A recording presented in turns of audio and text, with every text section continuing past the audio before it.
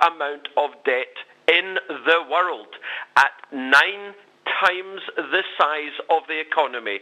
Government debt, corporate debt, bank debt and household debt. 9 times the size of the economy. You think of a family who's got debt of 9 times the size of their income. I tell you, that's a household which is bankrupt.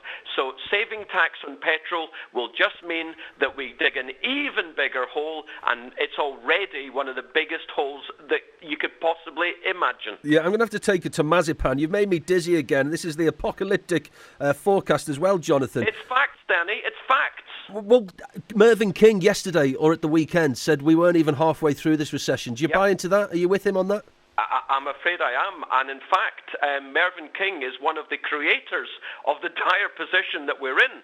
I'll remind your listeners that, in 2005, it's 7 years ago, when house prices were rising at 0%. In other words, they weren't rising, they weren't falling. What did Mervyn King do? He cut interest rates, which allowed the biggest lending and borrowing bubble in history, which created the biggest economic collapse in history. So when he says we're halfway through, actually, he's underestimating the problem. This is a generational depression. The fact that we are not experiencing it as bad as Greece and Spain and parts of America exactly is just a quirk of timing.